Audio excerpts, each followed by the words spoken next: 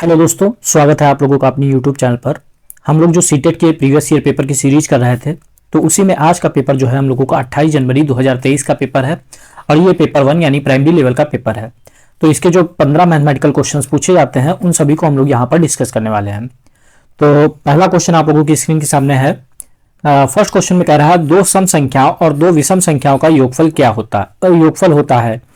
तो दो सम संख्या हम कोई भी ले लें, मान लीजिए 2 और 4 ले ली। दो विषम संख्या कोई भी ले लें, 3 और 5 ले लें। तो इनका योगफल अगर निकालेंगे तो हम लोग 5 और 3 8, 8 4 12 और 2 14 यानी सम संख्या मिलेगी। तो आंसर हो जाएगा सदैव सम। जब भी दो सम संख्या को जोड़ेंगे दो विषम संख्या को जोड़ेंगे तो हमेशा सदैव सम संख्या मिलेगी, क्योंकि सम संख्या को जोड़ने पे हमेशा सम संख्या मिलती है और विषम संख्या को जोड़ने पर भी सम संख्या मिलती है। जैसे मान लो अगर 5 और 7 को जोड़ा जाएगा तो भी 12 आएगा, यानी सम संख्या ही आएगी। नेक्स्ट है क्वेश्चन नंबर 2। केक के एक आयताकार टुकड़े को 4 समान भागों में काटा जाता है। इनमें से एक भाग को 2 बराबर भागों में बांटा जाता है। इस प्रकार प्राप्त एक भाग को पुनः 4 भागों में बांटा जाता है। इस प्रकार छोटा भाग क्या होगा। तो टोटल जो टुकड़ा होता है वो 1 का होता है। अब इसको 4 समान भागों में बांटा गया, यानी एक भाग 1/4 हो गया, ऐसे दूसरा, ऐसे तीसरा, यानी 4 भाग हो गए 1/4 के। अब इसमें एक भाग को 2 बराबर भागों में बांटा जाता है, यानी एक भाग ले लिया उसको 2 बराबर भागों में बांटा, तो हमारा हो गया 1/8 भाग। अब कह रहा है कि इस प्रकार प्राप्त एक भाग को पुनः 4 भागों में बांटा जाता है, फिर इसको 4 भागों में बांटा जाएगा तो आ जाएगा 1/32। तो सबसे छोटा भाग होगा, तो सबसे छोटा भाग होगा केक का 1/32, यानी ऑप्शन नंबर फर्स्ट हो जाएगा। सबसे पहले टोटल 1 होता है, उसका 4 भागों में यानी 4 से भाग कर दिया, फिर उसको 2 भागों में यानी 1/8 हो गया, फिर उसको 4 भागों में यानी फिर 4 से गुणा कर दिया, 8 चौको 32, यानी पहला ऑप्शन हमारा राइट आंसर हो गया। नेक्स्ट है क्वेश्चन नंबर 3। जीवन के एक आयत में जिसे 100 समान वर्गों में विभाजित किया गया है, 1 से 100 तक की संख्या लिखता है। इसमें 8 के सभी गुणज को पीले रंग से छायांकित करता है। महीन इसमें 9 के सभी गुणजों को हरे रंग से छायांकित करता है। इस आयताकार व्यू में सबसे बड़ी संख्या जिसमें दोनों रंग भरे गए हैं। तो जब भी ऐसा क्वेश्चन होगा सबसे पहले हम लोग एलसीएम निकाल लेंगे। 8 और 9 है, 8 और 9 का एलसीएम निकाला, हमारा 72 आ गया। अब 72 के गुणज लिख देंगे। 72 का 1 हो गया, दूसरा देखेंगे तो 4 7 दूनी 14, 144 हो गया। एक 72 हो गया, एक 144 हो गया। अब कहां तक 100 समान वर्गों में 1 से 100 तक की किया जा रहा है, तो 1 से 100 के बीच में हमारा केवल 72 आ रहा है, यानी ऑप्शन नंबर 4 हो जाएगा। अगर 200 कहता तब हमारा 144 भी आ जाता। सिंपली एलसीएम ले लेना है। 8 और 9 का एलसीएम 72 का हम लोगों को पहाड़ा लिख देना है। 200 300 400 जितना भी कहेगा हम लोग आसानी से यहाँ पे इसको फाइंड आउट कर सकते हैं। नेक्स्ट है क्वेश्चन नंबर 4। अनागा 3 से 11 तक की संख्याओं के उपयोग से एक 3 × 3 का मैजिक वर्ग बनाती है। प्रत्येक पंक्ति में संख्याओं का योगफल क्या होगा। तो मैजिक वर्ग यहाँ पर 3 से लेकर 11 तक की संख्याओं का बनाती है, यानी सभी संख्या लिख लेते हैं। 3 4 5 6 7 8 9 10 11। और जब भी इस टाइप से मैजिक वर्ग का क्वेश्चन आएगा सभी कह रहा संख्याओं का योगफल, तो योगफल सबसे पहले निकाल लेंगे। तो 3 4 7 5 12 6 18, 18 7 25, 25 8 33, 33 और 9 42, 42 52, 52 और 11 हो जाएगा 63। तो इनको ऐड करने पे 63 आ गया। अब चूंकि वो 3/3 का बनाती है, यानी 3/3 में टोटल अगर हम लोग देखेंगे 3 × 3 के मैजिक वर्ग में, तो मैजिक वर्ग में जो होता है प्रत्येक पंक्ति और स्तंभ और विकर्ण का योग जो है बराबर होता है। यानी ऐसे अगर हम लोग काउंट करेंगे या ऐसे काउंट करेंगे या विकर्ण से काउंट करेंगे, तीनों तरफ से हमारा जो योग है वो बराबर आता है। क्योंकि 3 टोटल संख्या कितनी है, 1 2 3 4 5 6 7 8 9, टोटल 9 संख्याएं हैं। अब 3 तरीके से हमारा बराबर आ रहा है, तो 3 से डिवाइड कर देंगे तो आ गया हमारा 3। अब जो टोटल हमारा 63 आया था, 63 और ये जो आया है इसको अगर हम लोग डिवाइड कर देंगे तो हमें आंसर मिल जाएगा 21, ऑप्शन नंबर सेकंड। सिंपल हमको ये समझना है कि 3 से 11 तक लिख लेना है, 63 आ गया। अब 3 × 3 का बनाना है, तो सीधा हम लोग 3 से डिवाइड कर देंगे, 21 हमारा आ जाएगा, ऑप्शन सेकंड राइट आंसर हो जाएगा। नेक्स्ट देखते हैं क्वेश्चन नंबर 5। एक्स और वाई दो संख्या इस प्रकार है, इनका योगफल 110 और इनका अंतर 100 है। तो एक्स और 100 वाई बराबर 10, यानी एक्स और 100 की वैल्यू निकालनी है। एक्स प्लस वाई योगफल 110 दिया है, एक्स माइनस वाई अंतर 100 दिया है। इनको जोड़ देंगे, वाई से वाई कैंसिल हो गया, 2x बराबर हो गया 210, 2 से काट देंगे 105 हो गया, यानी x की वैल्यू आ गई 105। जब x की वैल्यू 105 आ गई तो x प्लस वाई बराबर है हमारा 110। x की वैल्यू 105 प्लस वाई बराबर 110, तो y बराबर 110 माइनस 105, तो आ गया हमारा 5। y की वैल्यू हो गई हमारी 5, x 105, y 5, ऑप्शन नंबर 2 हमारा आंसर हो गया। सिंपल सा योगफल हमें दिया है x प्लस वाई 110, अंतर दिया है 100, x माइनस वाई बराबर 100, दोनों को जोड़ दिया, x की वैल्यू पता चल गई, x की वैल्यू को फर्स्ट इक्वेशन में पुट किया, y बराबर 5 आ गया, ऑप्शन नंबर 2 हमारा सही आंसर हो गया। नेक्स्ट है क्वेश्चन नंबर 6, इनमें से कौन सी संख्या 9 से विभाज्य है? तो 9 से विभाज्य होने के लिए सभी अंकों का योग 9 से विभाज्य होना चाहिए, जैसे यहाँ 2 plus 6 plus 1 plus 3 plus 4 plus 5, तो ये हो गया 5 4 9 3 12 1 13 13 6 19 19 और 2 21। 21 को अगर 9 से डिवाइड करेंगे पूरा पूरा डिवाइड नहीं होगा, तो पहला ऑप्शन हमारा गलत हो गया। दूसरा देखते हैं, 2 plus 1 plus 6 plus 3 plus 1 plus 5, तो 5 और 1 6, 3 9, 6 15, 1 16 और 2 18। 18 जो है 9 से पूरा पूरा डिवाइड हो जाएगा 2 बार में, यानी ये संख्या जो है 9 से पूरी पूरी विभाज्य होगी। ऑप्शन नंबर 2 हमारा सही आंसर हो गया। 3 से और 9 के से जो के लिए हम लोग सभी अंकों को जोड़ देते हैं। अगर संख्या 3 से विभाज्य है तो 3 से विभाज्य होगी, अगर 9 से पूरी पूरी कट जा रही है तो 9 से विभाज्य होगी। जैसे यहाँ 18 9 से पूरा पूरा कट जा रहा है, यानी जो संख्या है वो 9 से पूरी पूरी विभाज्य होगी। नेक्स्ट है क्वेश्चन नंबर 7, अक्षर h में बने सभी कोणों का योगफल बराबर होता है।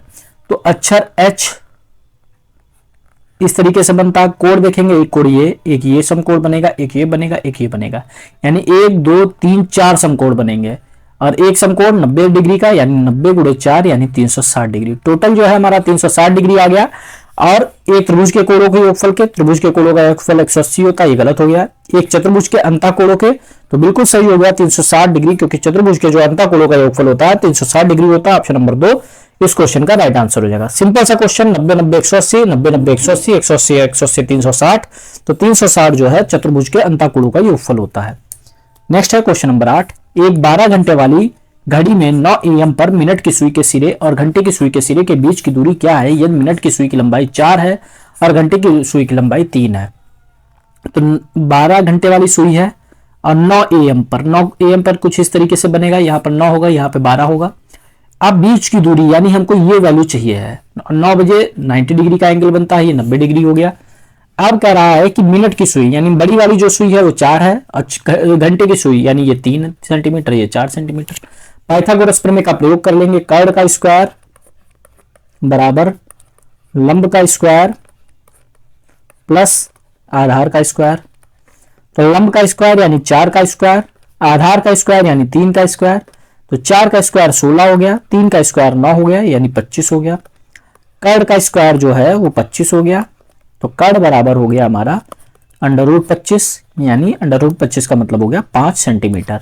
तो ये 5 सेंटीमीटर आ गया, यानी इन दोनों के बीच की दूरी जो है हमारी 5 सेंटीमीटर हो जाएगी। ऑप्शन नंबर 3 इसका राइट आंसर हो जाएगा।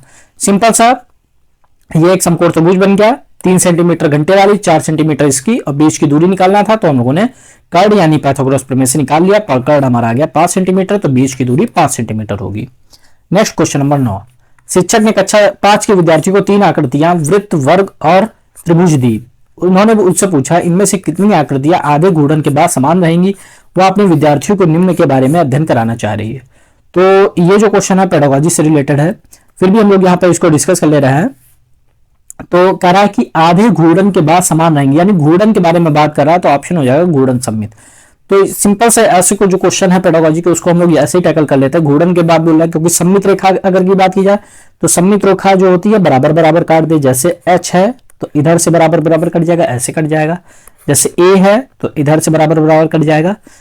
कोणों की तुलना, तो कोणों की तुलना तो अलग बात हो गई। क्षेत्रफल की तुलना, ये भी अलग बात हो गई। घूर्णन सममित, तो घूर्णन सममित अलग होता है। घूर्णन सममित का मतलब होता है अगर एक कोई आकृति है उसे एक निश्चित कोण पर घुमाया जाए तो सेम आकृति मिले। तो कह रहा आधे घूर्णन के बाद समान रहेगी, यानी घूर्णन सममित के बारे में वो हम अपने छात्रों को ज्ञान दे रही है।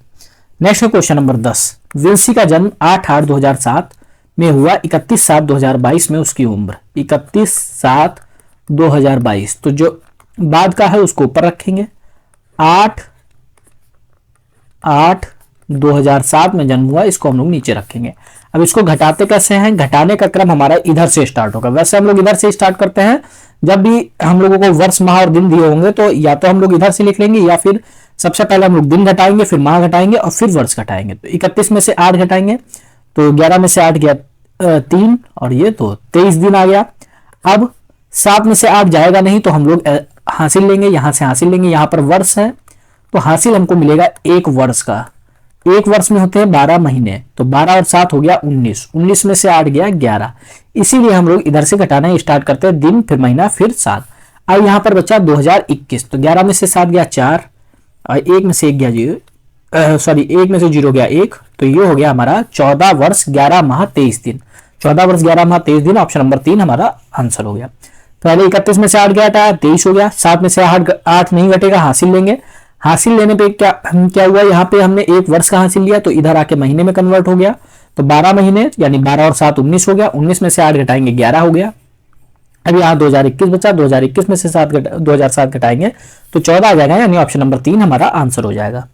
नेक्स्ट है क्वेश्चन नंबर 11। जून 2022 में बिजली के 1 मीटर की रीडिंग 263 यूनिट थी, अगले माह यह रीडिंग 345 यूनिट हो गई। यदि प्रथम 50 यूनिटों के लिए विद्युत शुल्क 4 रुपए प्रति यूनिट है, 51 से 100 यूनिटों के बीच यहाँ 5 प्रति यूनिट है, तो जुलाई 2022 के लिए कुल विद्युत शुल्क क्या था।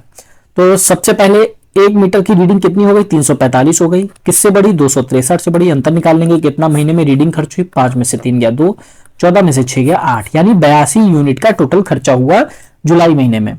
अब कह रहा प्रथम 50 यूनिटों के लिए 4 रुपए है, तो 50 के लिए 4 रुपए है, तो 50 गुणे 4 हमारा हो गया 5 को 20 यानी 200 रुपए। अब 50 यूनिट का हम लोगों ने निकाल लिया है, टोटल हमारे थे 82 यूनिट, तो हम लोग बाकी यूनिट देख लेते कितने बचे, हमारे बचे 32 यूनिट। अब 32 यूनिट के लिए कितना खर्चा लगेगा, 5 यूनिट का, यानी 32 गुणे 5, तो ये हो गया 5 दूनी 10, 5 15, 116, 160 रुपए।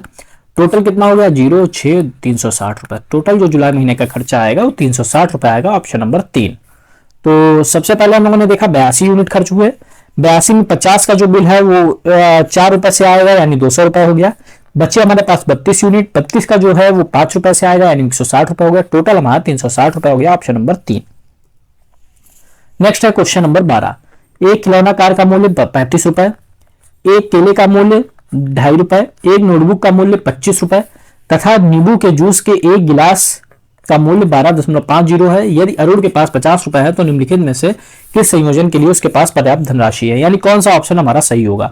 पहला हम लोग देखते हैं एक नोटबुक कितने की है, यहां पर नोटबुक 25 रुपए की, प्लस एक केला, तो एक केला के मूल्य 2.5 रुपए 2.50, और जूस के 2 गिलास, तो जूस का एक गिलास है 12.5 का, तो 2 गिलास हो गए 25 के, तो 25 और 25 मिलकर 50 हो गया, और 50 और 2.5 यानी 52.5 रुपए हो गया, जबकि उसके पास जो है केवल 50 रुपए है, यानी ऑप्शन नंबर फर्स्ट तो गलत हो गया। सेकंड देखते एक खिलौना कार है 35 की, तो 35 हो गया।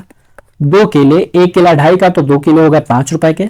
एक नोटबुक है 25 की, तो 25 और 5 30, 30 और 35 हो गया 65, जबकि उसके पास है 50 रुपए, तो दूसरा भी ऑप्शन हमारा गलत हो गया। तीसरा देखते हैं एक नोटबुक, तो नोटबुक है हमारे पास 25 रुपए की, प्लस 2 केले होगा 5 रुपए के, प्लस एक जूस का एक गिलास, तो जूस का एक गिलास 12.50 का है, तो 25 5 30, 30 और 12 42, यानी 42.50 का खर्चा आएगा, यानी ऑप्शन नंबर 3 हमारा सही हो जाएगा। तीसरा जो है वो संयोजन बिल्कुल ठीक है। तो सिंपल सा केवल सबकी वैल्यू को रख के यहाँ पे देख लेना था। पहले ऑप्शन में 50 से ज्यादा हो रहा, दूसरे में भी 50 से ज्यादा हो रहा, तीसरे में 50 से कम है, यानी तीसरा ऑप्शन हमारा सही हो गया। 13 क्वेश्चन देखते हैं। क्वेश्चन नंबर 13, किस आकृति का अधिकतम क्षेत्रफल है। भुजा 3 इकाई और 4 इकाई वाला आयत, तो आयत का क्षेत्रफल होता है लंबाई गुणे चौड़ाई, यानी 3 गुणे 4, तो 12 वर्ग इकाई। सेकंड है भुजा 3 इकाई वाला वर्ग, तो वर्ग का क्षेत्रफल होता है भुजा स्क्वायर, यानी 9 वर्ग इकाई। त्रिज्या 2 इकाई वाला वृत्त, तो त्रिज्या 2 इकाई वाला वृत्त के कैसे, पाई आर स्क्वायर होता है वृत्त का क्षेत्रफल, तो पाई है हमारा 3.14 या 22/7 भी लिख सकते हैं, और 2 का स्क्वायर का मतलब हो गया 3.14 गुणे 4। अगर इसकी मल्टीप्लाई करेंगे तो ये हो जाएगा हमारा 12 से प्लस, यानी 4 तिया 12 और बाकी दशमलव में है, यानी 12 से ज्यादा हो जाएगा।